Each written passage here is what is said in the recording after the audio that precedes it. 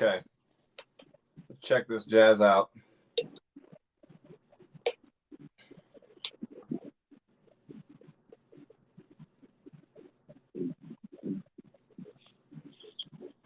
Okay.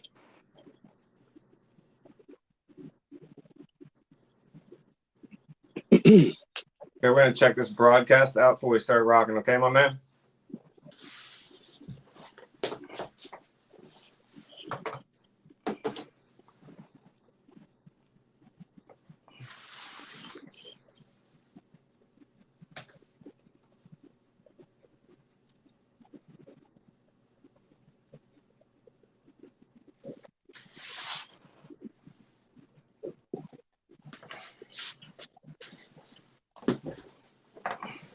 Okay.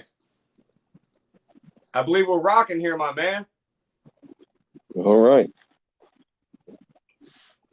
Let me grab this pad of paper. Ladies and gentlemen, we're going to be doing a live interview with Columbus City Council candidate Stu Hampton. Give him some love. We're going to run through a few questions, and we're just getting a second to get situated on my behalf. Stu's ready to rock. So give us a second. Share this with your friends, people in the community, leaders of Columbus, and global goodwill ambassadors. Get involved and share this in your country, your states, because either way that you look at this time, we're going to be talking about communities. And not only Stu is an individual running for city council in Columbus, but perhaps how we can utilize some of Stu's mind to better other communities around the world. So I want to thank everyone for tuning in. Give us 1 second. We're going to be rocking. Much love to our family, Stu.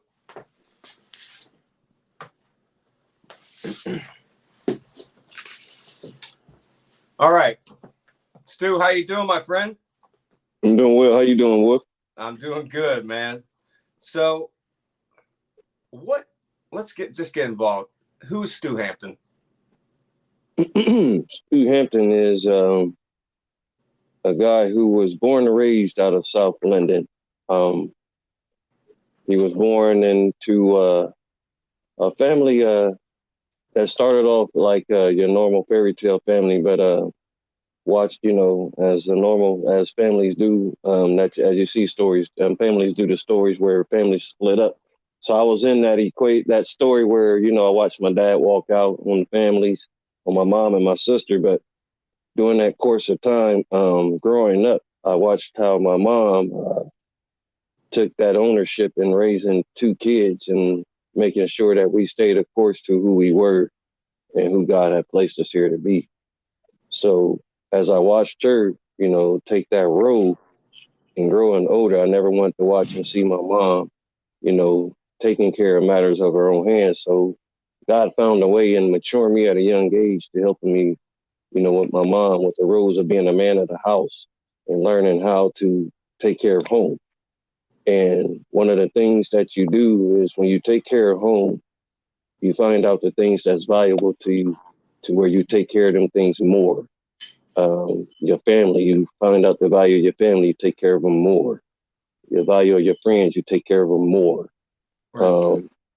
And that's what I learned from, I wasn't that guy whose credit was top notch and who had money, to do things. I had to work hard still till today. I still work hard for the things that I want in life.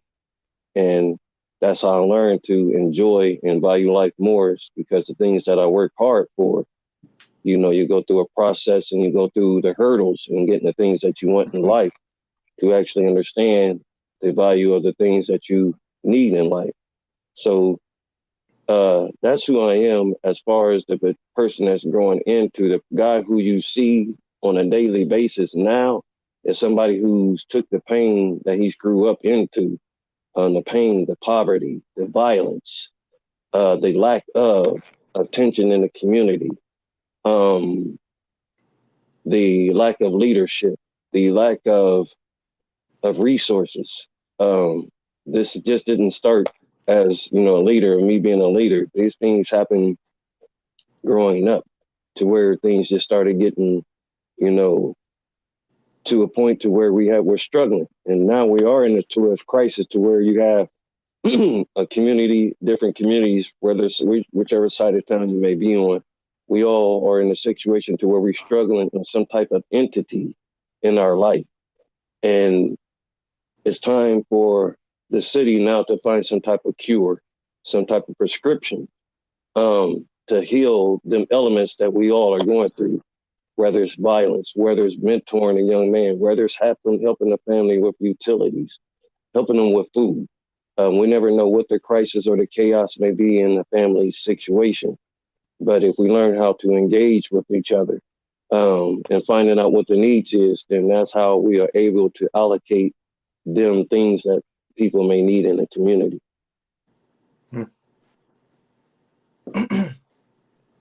You know, it's taken a lot in, man. And would you say a leader that lacks understanding is a cruel oppressor, perhaps? I wouldn't use that verb. I wouldn't use that adjective. Wolf. Sure. I would just say I say they lack comprehension. Sure.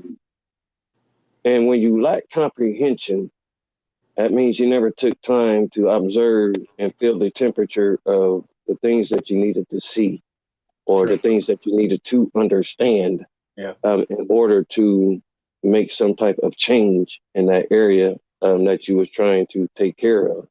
So I wouldn't really give them that adjective of saying that, they was cruel oppression, or, that they really didn't care. Some people just don't know how to adjust to the pressures of the city or the things that's going on in the city. Yeah. Or their societal structure and sometimes the city within their own walls, right? Mm-hmm. Yes, that's sir. Beautiful, man. So look, you're running for city council in Columbus, Ohio, which is the capital of Ohio, one of the 50 states for people tuning in the United States, right? Mm-hmm. And that position is a true honor. So for the people that aren't politicians, in layman's terms, what is city council? What purpose do they serve, and what are their powers, if so be? Well, let's go ahead and let me knock this out the box real quick, so nobody don't think that I'm speaking from experience. I shared with you previously before when I first thought about becoming a city council rep.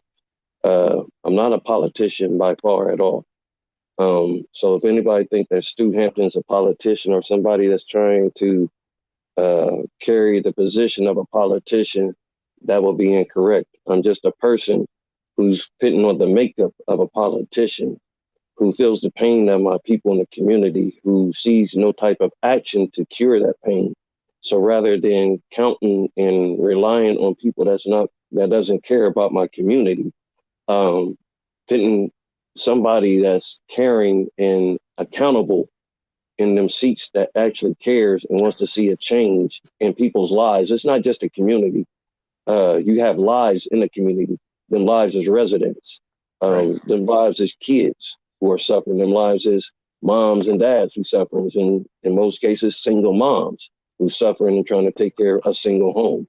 So when you look at a city council rep, the city council is supposed to take care of that area of concern that they're over, that neighborhood, that vicinity, that sector that they're in charge of. They go and they find out what the pain is. We don't see that. They go and they find out what the needs is. You don't see that. What you do see though is you see an invitation that's being opened for you to have people come down to a building called City Hall, and for people to express their expressions. They express what's going on outside of them walls, when that's not how it should be. As a retired, or how can I say, as a previous safety commissioner from South Linden, the area commissioners in any city, that's the antenna, that's the satellite, that's the microphone, that's the megaphone for the areas in the communities that's supposed to reach out to the city council members to let them know what's going on in them areas that they're even over. But when you have a dysfunction and you have miscommunication and you have a dead system where you don't have communication and people that can't even tell you the weather of that community, then that's when you find that there's an offset of confusion and nobody's on the same page. And that's what we find with our leadership now. Their communication is thrown off with the other leaders that's supposed to be tied into the community. Um, and rather if that's a lack of leadership, a lack of people that's filling in the positions, and maybe it may be seasoned leaders whose time has expired and it's time to pass down the baton to those that's younger and understand the adaptation and what it takes to adapt and make the changes to connect to the community. So when Yeah. you talk about the role of a city council person, you have to think of the person that's in charge of a sector or in charge of the people in that area of concern that they're in charge of. Yeah, I thank you for that, because honestly, I'm not a politician in myself, and I think it's refreshing, at least to me personally, to know that you'd rather be a voice for the people as council over the city, rather than a politician. I think that's maybe what people need more, is more raw, honest people to the community and to their own family and self. That's how it should be. I Yeah, mean, you not want reading from a somebody piece who, of paper, you know? yeah, you want somebody who you can count on, who you call and they don't read you a transcript. You want somebody who you can call and they don't tell you to tune into the Zoom and raise Yeah, your hand if you need if you have comments or concerns. You right. want somebody that's going to be boots on the ground. When when you look at a city council rep, you have to go back into the frame of mind and when you was in school and you had a student council. The Right. student council made sure that every student was good. They made sure that everything was good according to that grade level that they was over. City council is no different. You're just making sure that the people who you're over, the community that you're over, the city that you're over is taken Right. care of in a manner that we don't need nothing and everything should be going and we all should be on the same page according to, the needs and the essential needs of what the city may need. And right now, the biggest need that we need is some type of cure in the city to stem the violence down, to stem the systematic racism that we see that's going on, and the different how can I say the different culture chaotic situations that's going on in the communities, because it's not all just one culture related. Everybody has different situations in each community that Right. needs to be tended to. Right. And it makes you think, on some occasion, is it a white black issue or is it a rich poor issue? Because, from what my community has experienced on the west side of Columbus and you on the other side, we still face a lot of the same issues. And that's what you're getting at, is that Columbus as a whole, you're not going to be commissioner of Linden. You're going for city council of the Columbus, overseeing it all. Mm-hmm. And I think that it seems that you understand that communities are created to unite. They're created to lead. And politicians, when they're elected, are elected to follow the voice of the people. And it seems that we need to be extremely mindful of that now more than ever, because society in which we live is merely a product of our thinking. Mm-hmm. So right now, with all this violence that we're seeing, it makes you beg for answers and resolutions, especially because diversity is the art of thinking differently as one. Right. Mm-hmm. And that seems to be the big message behind what you're doing. And it's an honor to sit with you. I got a few questions when it comes to what changes would the people be able to expect from you after you're elected? It wouldn't be the changes that I want to see. It would be the changes that they would want to see. The changes that I've been hearing when we have our walks, the changes that I hear when we engage in with the community. First of all, we will find a way to make the community comfortable again. We're living in a time now, Wolf, to where we're comfortable being uncomfortable. And we have to come out of that phase. We have to come out of that curse, if I may use that word. we have to make the community comfortable again. We have to make the community to where they want to be neighbors again, to where they want to have the willpower to come out, open up their doors and sit on their porch, read the newspaper, drink their cup of coffee, talk to their other neighbors. Right. We have to bring that enhancement, that lifestyle to where you walked out and you said good morning. It felt good to say good morning, and you didn't have to look over your shoulder and see if a bullet was coming after you said good morning. Right. The way that we was brought up from our age, without even giving our age, the number of how old we are, how we was brought up. We had people that cared about us, people that when they seen you leave your house, they asked you where you was going. And if you even got out of tone with them or out of character with them, your mother or your father gave them permission to whoop you or to, to discipline you. Yeah. And that would be, and from where I'm from, that's a no-no. You don't want a neighbor to actually discipline you, and then it goes to your mom, because then that's a double whooping. Your mom will feel like, okay, she missed out on something, she got to get it in too. So that's what we're missing out on. We're missing out on the discipline factors of people being neighbors.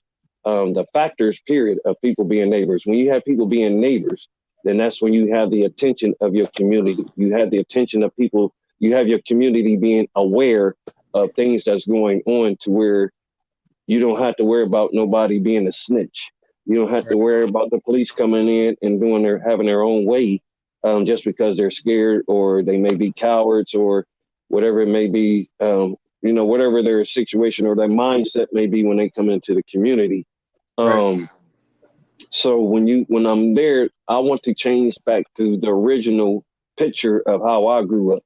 When I seen the mailman happy to come out and pass out suckers to the little kids. Where I seen, the little kids even coming outside, shoveling snow, raking leaves, jumping in the snow, making snowmen. We don't have that in the community no more. We had kids and we had a community scared to come outside just due to the things and the chaos and the crisis that we're in. And we have to somehow find a way to erase this narrative that we're going through, and find a way to create a narrative of peace and understanding, so that those who are still living can enjoy the rest of their lives. Yeah. Well, you're clearly leaving a legacy of the change that you speak of and seek, because I've witnessed, and we marched together to stop violence on numerous occasions and put ourselves out there against adversity as one, you and I, and it was an honor for me. And so I can say hands down, you're not just saying it, you're doing it. So that's, just want to thank you for that. I'm not sure if I asked you this, but a lot of people feel that politicians are, I guess, filled with broken promises and failed policies. And I don't want to just cover the ground of opinions here, but how do you see yourself coming out for the people and listening to the voice? I mean, because there's going to be other people on the council, correct? And you guys are going to have to find a way to have a common ground to take your voice out to the public. And people are concerned that many of the city council people go on straight into politics right after, right? And that's fine. I think that we need more real people going in that direction, such as yourself. But what are your thoughts on just the whole retrospect of all of that? How do you intend to lead the way with the city council and uniting that voice? Because I'll be honest, I want to represent the people here, honestly. And I don't want you to feel forced to say it. But when it came to two nationally televised incidents that took place of violence against two citizens, Mr. Hill and Mr. Goodson, City Hall didn't say a word. Am I mistaken? So how does that make you feel, knowing that the people there are not reflecting the voice of the cries of the community and the nation? And when you're there and elected, how do you plan on uniting even that council? See, it's a hard task. I'm not going to sit here and say it's going to be easy, because when you look, and you said it, when you have politicians that go into these seats, the literature that they give out to the community says one thing. Their speeches that they say on the podiums is another thing. Right. But once they sit down in that seat as a politician, their actions speak something totally different. And that's what we have to cut out. And one of the ways that we cut that out is before we actually vote and elect somebody, we want to make sure that we do our homework on the people who we elected and putting in seats and wanting to be our leader. You, as an athlete, I would have to take myself back to when I played basketball. When I pick a team, I want to make sure that I pick a team that has the qualities of every area that I need on my team. I want to make sure that I have a point guard that can pass the ball. I want to make sure that I have a shooter that can shoot the ball. I want to make sure that I have a rebounder that can rebound the ball. I want to make sure I have a coach that can coach my team to win the game. When you have a team, you want to make sure that you elevate that team to where they are doing the work that they are actually allocated to do. And when you're doing that, you're not just making sure that you're not just going and hitting a slot and just saying that that's the pool I feel that I need. That's where we slip up at. It's just because of we see the fan base and we see how many people, that's such and so and blah, blah, blah. But we never go and do the homework and find out what have they done to make our lives and make our community better. And that's where we lack that's what we lack. We lack the knowledge of who we're voting for. Find out who you're voting for before you put them in there, and make sure that they are for you and, and for your community. And when you see, without me even tainting or damaging anybody's character that's in the seats, currently in the seats, they're not proactive. And their agendas isn't tied into the pages of the agendas of the community that they're supposed to be over. And that's where the confusion is. And that's why you don't see the passion of the city council members who are currently there now attached to the community. If you have a passion for the community, or if you have a passion for anything, you're going to be with that entity of of what you want to be with, or what you want to deal with. And you don't see that from city council. You see them having their own agendas. You see them having their own circles. And it makes it confusing, because when you're in a crisis that the city's going through, you start to ask the questions like you're asking yourself, well, do you really care? And if you don't care, then why are you there? Right. And it's kind of, as you put it earlier, it's boots to the ground. I mean, it's not just sitting at the table,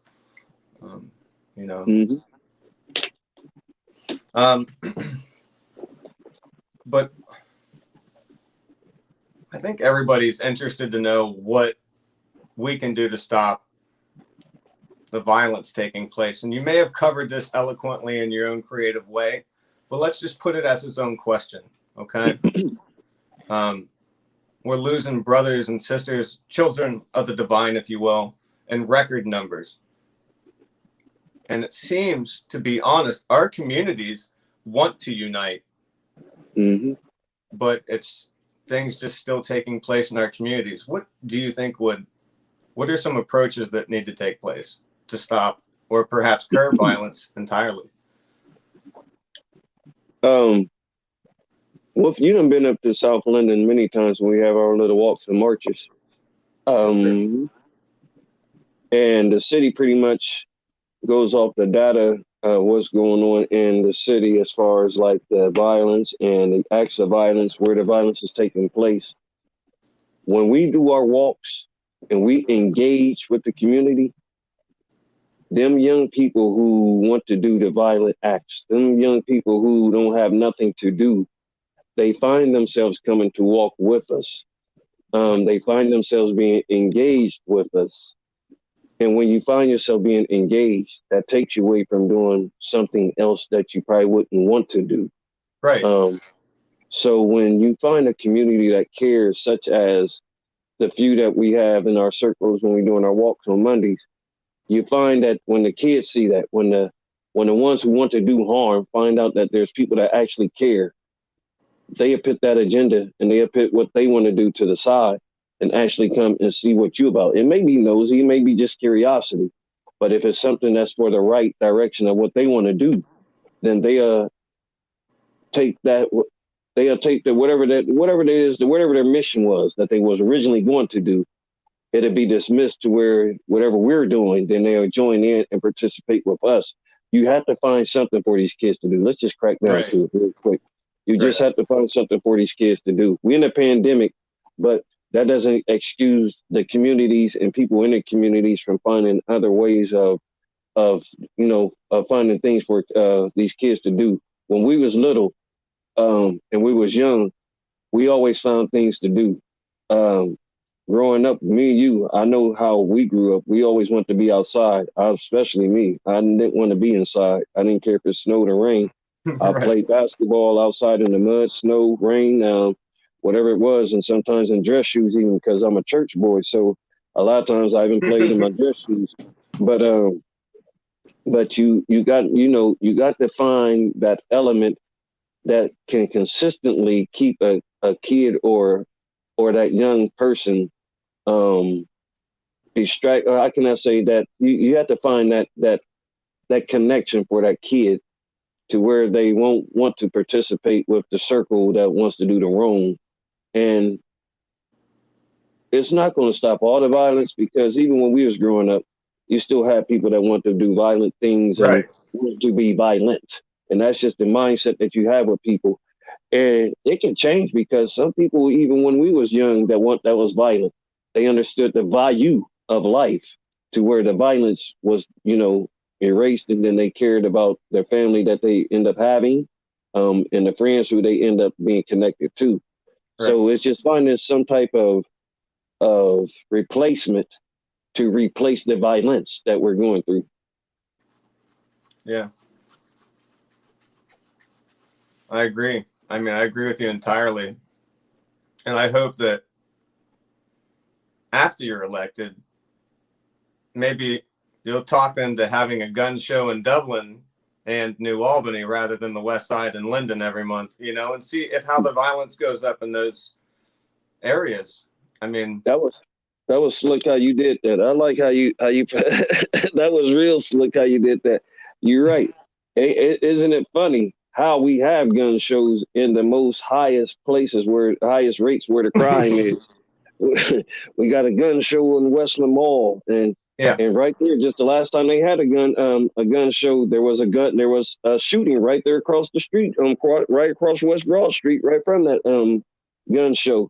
But it just shows you the demeanor of the city and how they really care. If you really care, and you know what the factors is of the violence, you would have preventive programs to de-escalate the violence. You will have, instead of gun shows, you will have gun programs to where you reward those to return in their guns who shouldn't have guns.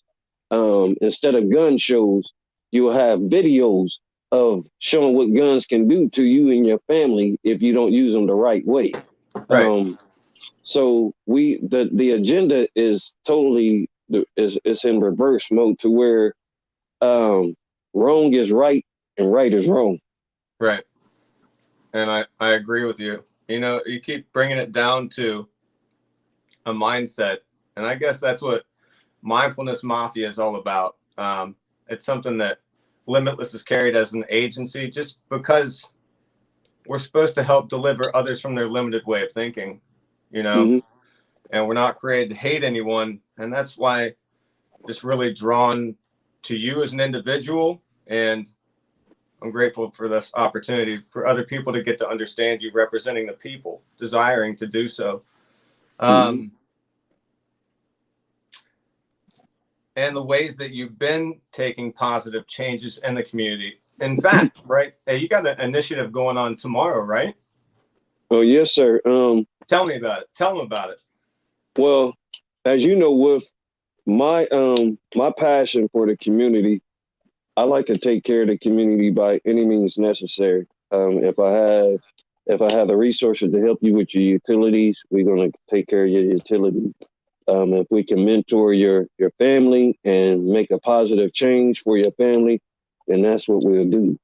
Um, but one of the things that I see in our community that we don't have enough of is the essentials of food, produce and food in our community. So here the last couple of weeks, we've been working with organizations and other community team members, and we were fortunate enough to get food boxes to deliver to pass out to the community. We did it here just this past Saturday at Joyce and Hudson at the old Hudson Market on the corner of Joyce and Hudson, and tomorrow at Eastland Mall parking lot. I think it's the Eastland Mall Boulevard Road there. We're going to be passing out 1,500 food boxes again to the community on the east side. That's awesome.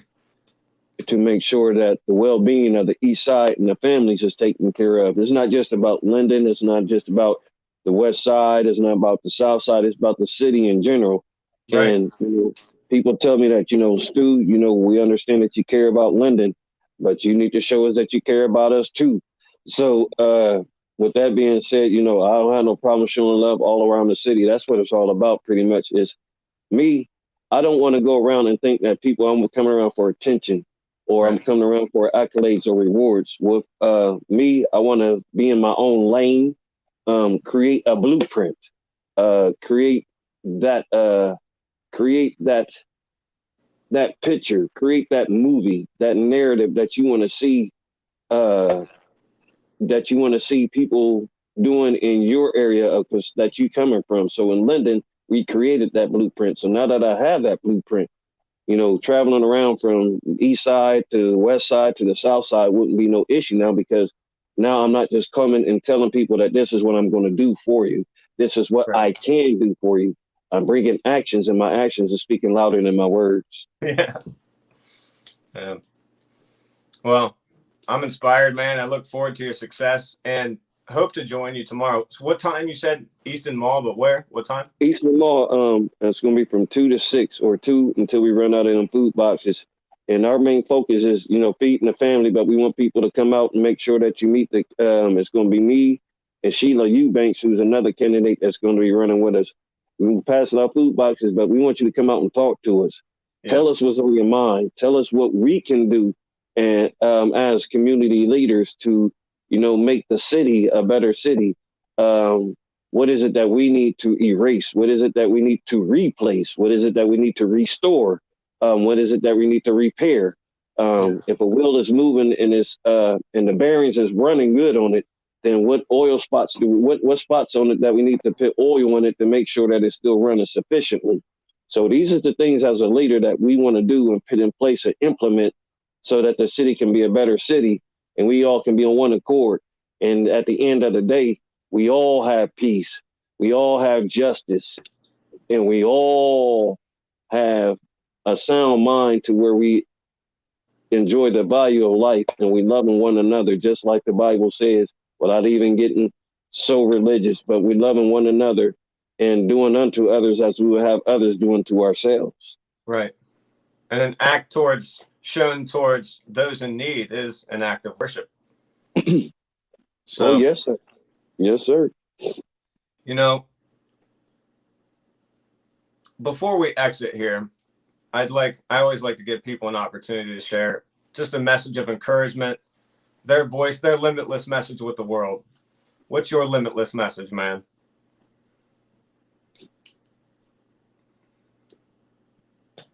About a month ago, Wolf, I lost my mom.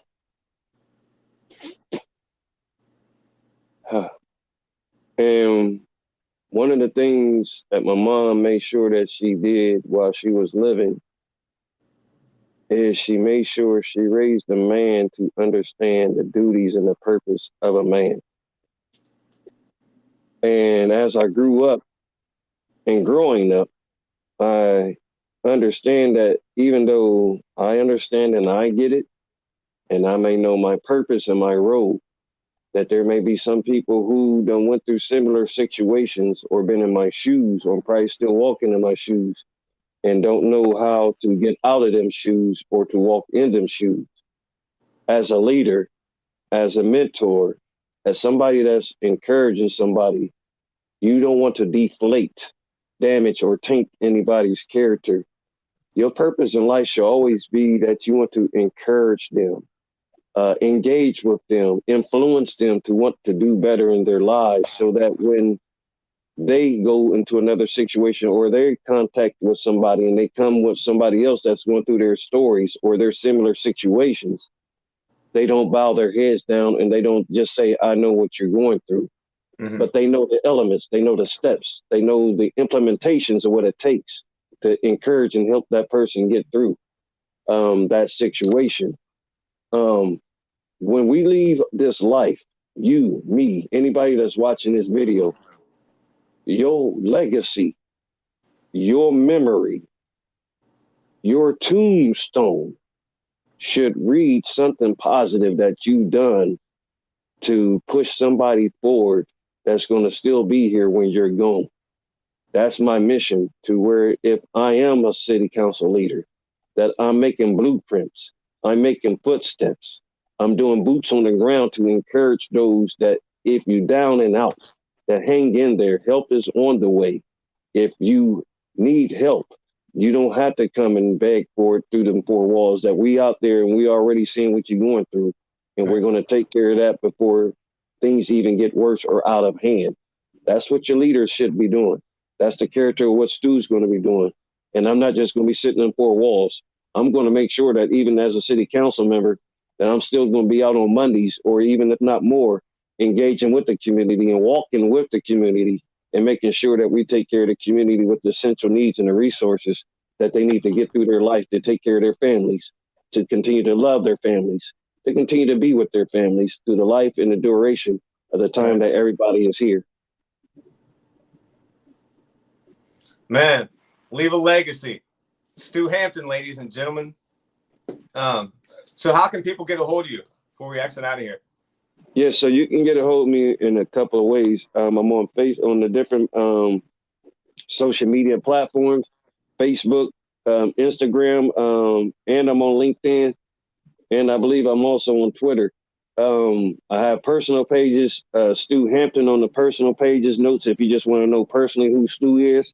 If you want to know the platform and what I'm standing for, I have Stu for Change for Columbus, to where I have my platforms, to where I have videos, to where you don't have to Google me. You could just go on to my Stu for Change of Columbus and find out the things that I'm doing in the community, outside the community, trying to enrich, enhance, and give essential needs for my community and for the city, not just the community by itself, because it's not just a community factor. It's the factor of those lives that you can change and make the lives better. So that's where I'm at. If anybody ever want to get in touch with me, come on out and talk to me tomorrow from 2 to 6 p.m. at Eastland Mall. Come and grab your food box, and not just a food box, but come and let me know how you really feel. You know, there you have it, ladies and gentlemen. Leave a legacy with Stu Hampton and lead the way for the rest of the world. Be the change you seek and desire. Stu, thanks for your time, man. Best of luck in your journeys with City Council. Thank you, bro. Appreciate you and love you, man. Love you too, boss. Cheers.